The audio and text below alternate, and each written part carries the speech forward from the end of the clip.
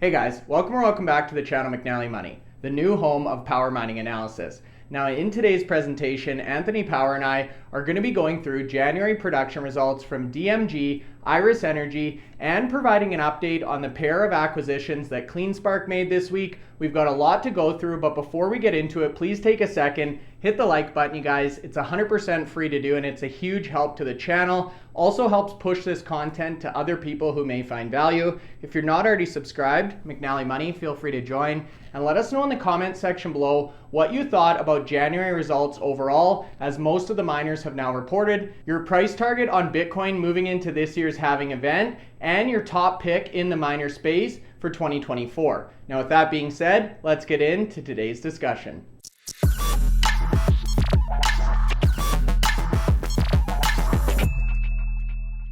Okay guys, so that's right, the dynamic duo is back in action. You've got Anthony Power and myself here. This is a super interesting week, a great week for us to launch power mining analysis. There's so much news going on. We've got January production results, which we're going to be talking about in today's presentation for DMG blockchain and for IREN Energy. On top of that, we've got a big pair of acquisitions from CleanSpark. There's actually a number of components within those acquisitions. And in tomorrow's coverage, you guys, we're going to be interviewing the new CEO of HUD 8 Corp. So definitely one to stay tuned for and put on your calendar. That'll be coming out tomorrow afternoon. Now, Anthony, thanks so much for being with us today. We've got a lot to cover. Day 2 of power mining analysis. How are you feeling? Rejuvenated from yesterday. I had a good sleep last night, but yeah, looking forward to today's podcast.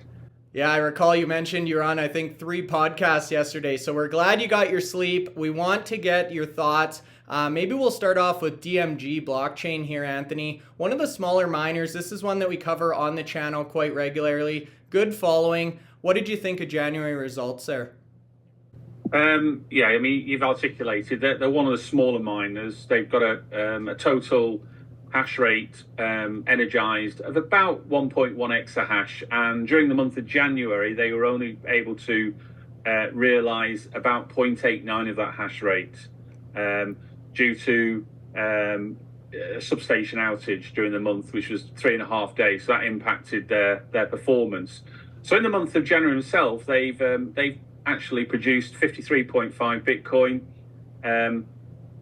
They've only sold a portion of that Bitcoin. So again, we're seeing another miner that's come out with an update, hodling a little bit more Bitcoin. So in terms of, percentage of production, they sold 76% of their reduction. They've got a Bitcoin hodl of about 468 Bitcoin, and that's got a value just under $20 million. So, for a company that has a market capitalization of around about 55 million, they've got a treasury in Bitcoin alone of about 20 million that's on the books there. And that's, when you look at an enterprise value for some of these companies, that means, you're getting, we've talked about, what's the value of each of the hash rates. And, that sort of like takes their hash rate down to equivalent of about 30 million a hash rate. And we were looking at figures for some of the bigger companies, and it was over 100 million. So actually, that's a value company with a value hash rate at the moment. But yeah, they've also said that they're working on getting the fleet to 1.2 exahash. So hopefully we'll see some more orders coming through to get to that target. And I know they've got a target of 2 exahash probably by the end of this year. And if we look at their hodl of 468 in the treasury, that's a nice cash runway, or a cash equivalent runway, to get through the halving, because we know it's going to be a challenge for these miners. Come April the 20th, April the 19th, when the halving occurs, you've still got to pay your bills, still got to pay your staff, pay for that energy. They've got a bit of cash runway, and other miners that of similar size or slightly bigger don't have that amount of hodl. So all in all, an expected update, considering they had some downtime. And, at the moment, it puts them in that sort of, from a production perspective, it puts them in that top half of the table. So we look at which miners are doing well from the hash rate that they've got, making most use of the mining machines. And even with that downtime, DMG are sort of in that top 4 or 5 miners from a production per exahash ratio, which is a good indicator of how miners are coping at the moment. But yeah, reasonably good update today. Yeah, good breakdown, Anthony. And I have a question for you as you're talking through. We've had Sheldon Bennett from DMG on the channel before. These guys mine in the interior of British Columbia here in Canada. It's a very hot region, and we were talking about some of the impacts of heat on the facilities. He had mentioned 15 degrees Celsius. They can even start to see some impacts to performance. So I'm curious, Anthony, we've seen this theme of underutilization of mining fleets in January, right? For a variety of reasons. Some companies were turning off due to power curtailment. Some companies it was weather impacting. But my question to you is, does the cold weather have any impact on performance? Is it beneficial to mining because it keeps the heat down, or is it actually detrimental to the machines at some point? I mean, the cold weather, is a benefit to miners. I mean, it depends on the level of, of the type of facilities that some of these miners have got. Cold weather can, means that the domestic supply might be higher, and therefore miners have to switch off because the demand for energy in that region increases. We've talked about energy supply being high at breakfast time and early evening for the, when people come home from work. And outside of those two periods, it's generally underutilized, and the Bitcoin miners can go in and do that. But, cold weather means there's a higher usage. So people are going to need the heating on for longer periods in the winter. And so, it's whether these companies are in locations where there is an excess of energy, or whether they have to sort of manage their energy within the domestic requirement as well. And we know that these companies are good citizens in this space, and they'll turn their machines off in literally seconds to cope with the domestic supply and switch back on again when that supply subdues a little bit.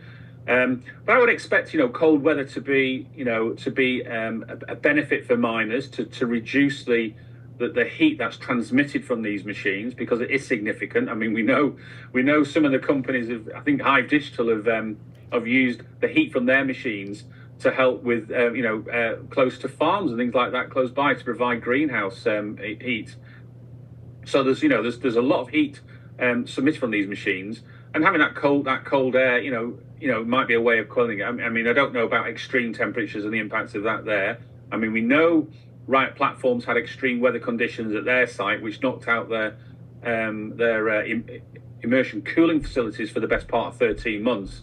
So, bear that in mind. There is a detrimental side to cold weather, but I would expect cold weather in general terms. The cold air is a benefit to mining facilities. It means that you're probably not having to spend as much time with fans on, because the cold air will suppress the heat that's being transmitted.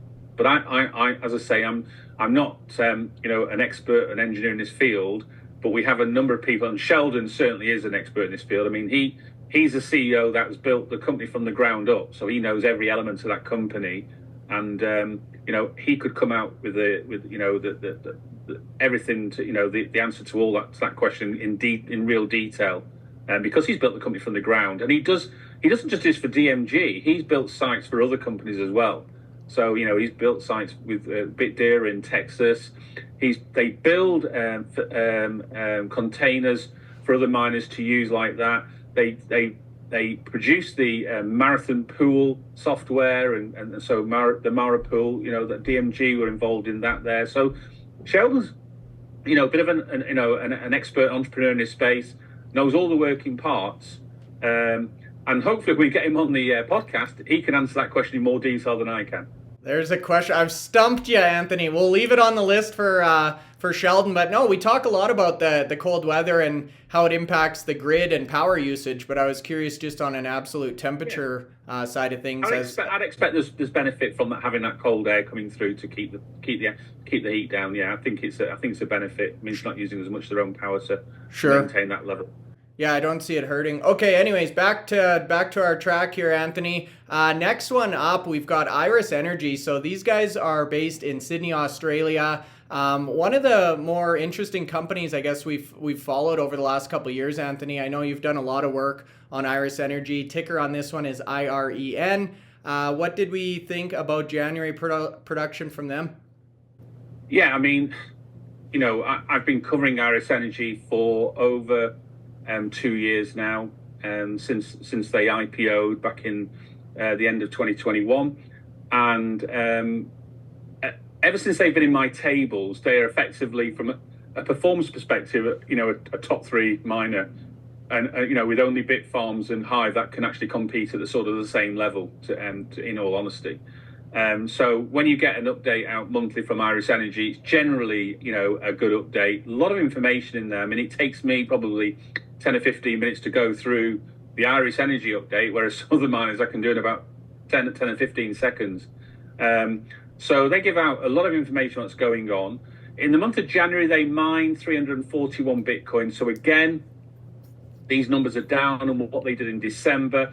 And in Iris Energy's, they actually, it wasn't as bad a reduction. They only reduced, their daily rate by about 14.5%. And we know that a lot of the miners, it was around the 20%, some as high as 25, 26% on a daily basis, less Bitcoin because of those fees, and also because of the fact that some miners had to curtail more than other miners. So Iris Energy, were impacted, but not as bad as other miners. One thing that did come out on their update, and I had a look at this, and I had a look at the last couple of months as well, just to make sure I was, quoting the right numbers. But Iris Energy are one of the few miners, along with TeraWulf and SATO technologies. They provide the cost of electricity per Bitcoin. And during the month of January, Iris Energy's cost to mine a Bitcoin was $18,705. Now, that might not sound a great deal when you think the price of Bitcoin's at just over 43,000 today. But that was an increase of 26% on the energy cost per Bitcoin in the month of December. So that's a significant shift in energy price. And so, Iris Energy, along with some of the other miners in Texas, are obviously having to compete with the market rates for energy. And that can change. Energy prices in Texas change on a 15-minute schedule. So, miners are having to sort of like determine whether it's opportunistic to mine and get more returns, or whether they switch off when the price goes high and then re-switch back on. So you've got downtime, you haven't got utilization, but you're then trying to manage the cost. But at the end of the day, at $18,705 a Bitcoin, it still brings in a margin of 56% towards their other operating costs. So their staffing costs, their professional fees, their legal fees, their G&A costs, and all those sort of things. So they've got some margin there to play with. But when we talked about in the last podcast about the halving, 18,705, once that doubles then to $37,500 and the Bitcoin price is at, say, 43, 44, that margin then is really tight to pay your other bills. So, we've talked about, what miners are doing to combat that. Energy prices is one of those things that they're trying to compete with. Iris Energy do manage, they do have an energy strategy, so they do look at, switching off and curtailing in line with the programs that are available to them in the ERCOT system there. And during the month of January, they I think it was like $100,000 they achieved in sort of like in energy savings there, and that equates to about three Bitcoin. Now, bear in mind, Riot did this, curtail far more than the likes of Iris Energy, because you can tell by the actual utilization of the two different sites there. And Riot achieved, I think it was like 77 equivalent Bitcoin for what they did. So they could tell quite significantly and got rewarded for that. But actually, if you look at the utilization for Iris Energy, I mean, utilization probably the highest of all the miners. So, they've achieved a hash rate of just over 6 now. So it's 6 as of today's date when they announced their results. It's 6.2 exahash. So that's an increase of 0.6 exahash since the month of December, and it happened towards the end of January. But they're able to, have a really good utilization rate. And we looked in December, and I think Iris Energy and CleanSpark led the way at 99%. Most of the miners who did well in January are sort of around the 95. There's one at 96, and I think Iris Energy at 98%. So, until we get Hive's results out later this week, at the moment, Iris Energy topped the utilization chart. Anthony, when you talk about utilization, what is the actual calculation that goes into that? So utilization this is from my perspective, because I'm using this metric. So what I would look at is is from the energized hash rate for the month. So if you've got, say, 1 exahash energized, but you then report that you only had zero point 0.9 operating hash rate, then you weren't able to utilize the full one exahash. So your utilization is what you should have done with what you had plugged in against what you actually achieved. And Gotcha. So we know how many Bitcoin the miners should have mined based on their hash rate, their energized hash rate, irrespective of curtailment. So, if they state, so in Iris Energy's state here, it was probably because they increased their hash rate during the month. Say, for instance, their hash rate was an average energized hash rate during that month of about 5.8 exahash. So it takes into account what they had at the end of December and what they finished with at the end of January. And they've got a chart there to help me actually calculate that even easier. So say, for instance, it's 5.8. I look at what they should have achieved with 5.8 exahash, doing the calculation for what the average amount of Bitcoin they should have achieved on a daily basis, multiplied by the number of days. And then I compare that to what they physically achieved. And that 341 Bitcoin was effectively 98% of where they should have been. So that was actually a good, from a utilization point of view, their uptime was actually quite good. But obviously the electricity cost, because their uptime was good, they were paying a little bit of a higher price for electricity. Now it's still a margin that comes in, that margin, I've already explained, is 56%. So, they made that decision to mine when the price of energy was higher than it had been in previous months. I looked at the last couple of months. So if we go back to December, if they made a margin of 56% in January, their margin in December was 65%. So 65% margin, that's, 65% of your Bitcoin price then going towards the rest of your costs. The margin in November was 58%. So that telling me straight away that the energy price for Iris Energy, and, they don't just have sites in Texas, but the energy price that they're paying at their sites, there is volatility in that energy price. It's not as stable. It doesn't like got like a fixed price agreement for everything. Otherwise, you wouldn't have significant differences. And that's just using Iris Energy as an example. Not all the miners put their energy price out there, so it's very difficult to compare until the results start coming out. But then, I think today CleanSpark will announce their quarterly results, but their quarterly results are up to the end of December 2023, and we're already sort of getting towards halfway through February 2024. So, the results are always sort of behind the curve. We want to sort of understand what's happening now, and TeraWulf and Iris and SATO Technology tell us on a monthly basis what their energy costs are. They're being open and transparent, and hopefully other miners will go along and do that in the future. Yeah, great. Appreciate the breakdown there, Anthony. And as I'm listening to you chat, I was actually going through the production results for Iris as well, putting this video together. And I did notice that figure about energy cost per Bitcoin. Do you happen to know the energy credits that they get? Is that applied against that cost? Or would that be on top of the figures in the report there? Well, as we know, energy credits are applied to future bills, so they don't come off the bill that particular month. They're applied to future energy costs. I can't say with 100% certainty that figure of 18,705 for the energy cost for January includes an element of credit for previous months, but that's a great question to ask Dan if he comes on the show. Yeah, we'll definitely reach out to Dan and see if we can get an answer there. Now, Anthony, was there anything else in terms of Iris that caught your attention last month? Yeah, I mean, we've already alluded to the fact that their hash rate grew to 6.2 at the end of February. And, they've got a further 3.8 exahash coming in, being shipped in the forthcoming months. And actually, nearly 1 exahash of S21 miners are being shipped shortly. So, two good things from that there. One is they're going to get to their 10 exahash in the first half of 2024. And bear in mind now, we've literally got 4.5 months of that, so they're sticking to that timeline.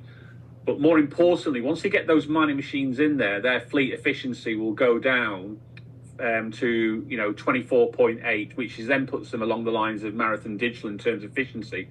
I mean, Iris Energy had a reasonably good efficiency anyway, because they've got pretty much S19 machines in place at the moment, so they haven't got any old machines there.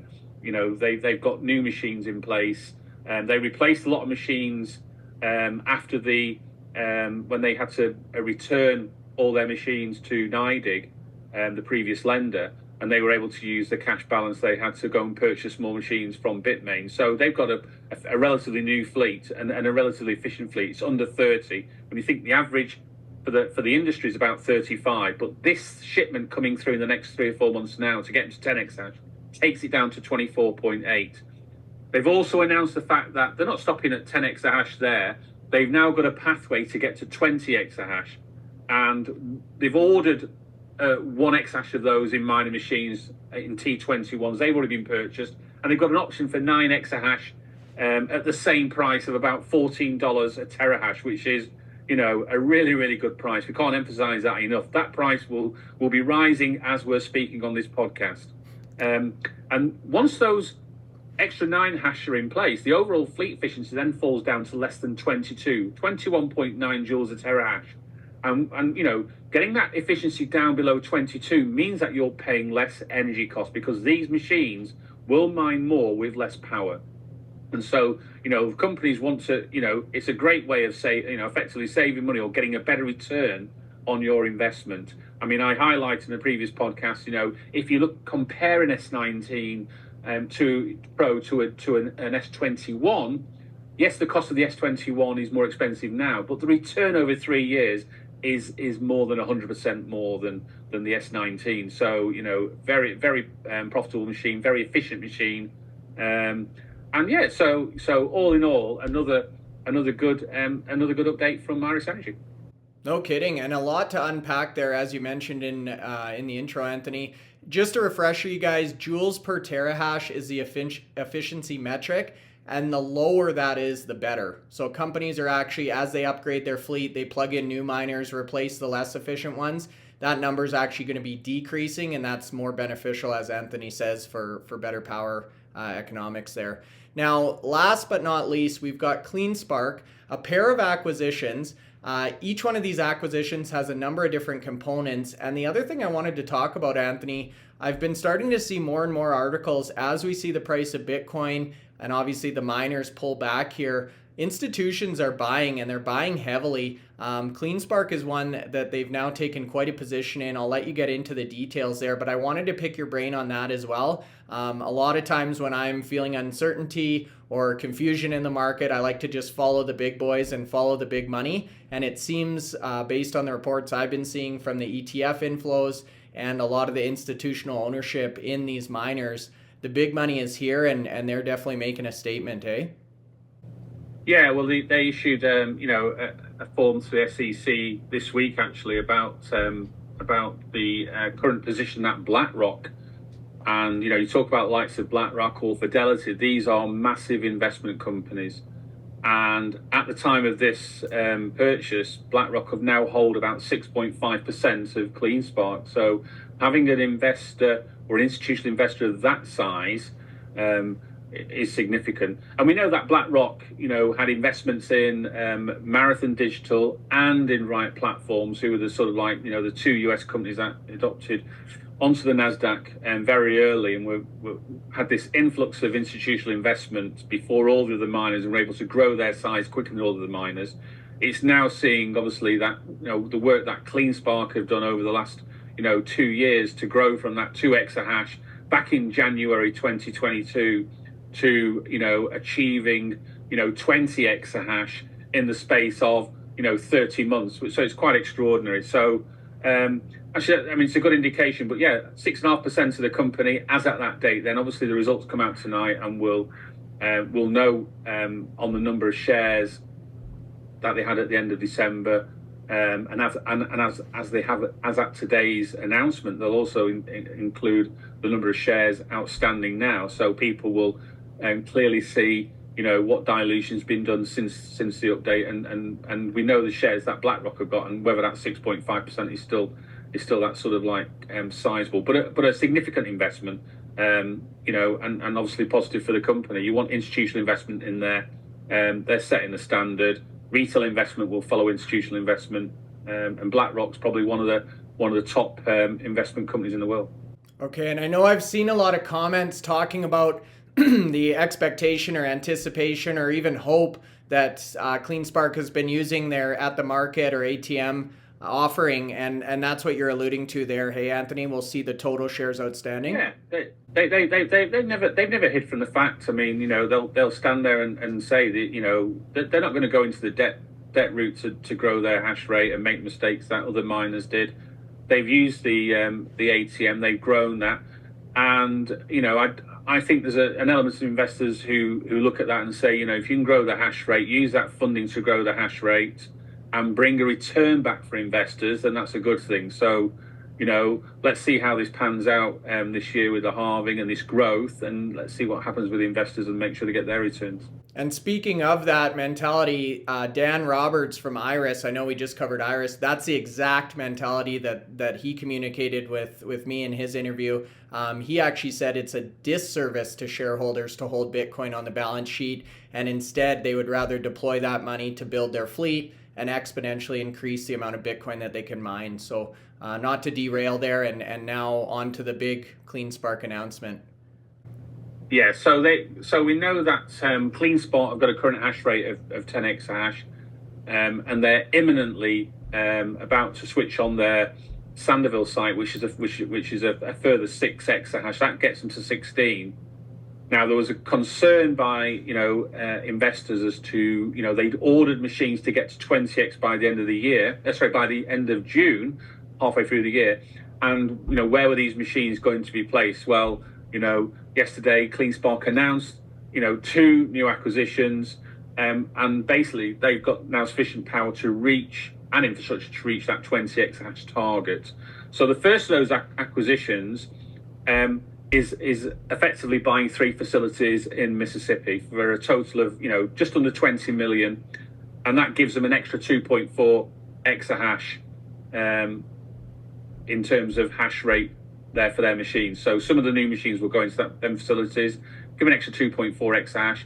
That purchase will close within the next 21 days. The second acquisition is actually at their Dalton in Dalton, where they have a facility already. So they've purchased a facility which gives them another 0.8 exahash, and that was purchased for a total of consideration of about 6.9 exahash. So looked at these amounts here. So the 19.8 for the 2.4 and the 6.9 for 0.8. You're looking at about, just put that in exahash terms, the cost of these infrastructure is about just over $8 million per exahash. So to make it nice and easy for people to understand, and we'll come on to that in a little bit more time there. So at Dalton itself, they've got a facility there at the moment, which is 0.8 exahash. They're going to expand that facility to get to 1.6, and they just purchased another 0.8 in the same area. So that gives them, another 2.4 in that area. And those effectively 5 new sites, the expansion, the new site in Dalton, and the 3 sites in Mississippi, that will get them to the 20 exahash. So that's great how they achieve that there. I mean, that doesn't stop the shareholders saying, well, hang on a second, you've got more machines purchased to get to 32 exahash by the end of the year. I mean, hopefully they're obviously probably working on that already to do that. But going back to that cost of 8 million per exahash of infrastructure, that wouldn't be a significantly bad baseline to look at. So another 12 exahash, that's 100 million just in infrastructure costs. And then you obviously need to factor in the cost of what they pay for the mining machines that are going into those facilities. So we're talking these miners, it's significant investment to grow, but they've got a significant at the market offering where they can sell shares on a regular basis and build up cash reserves to pay for this.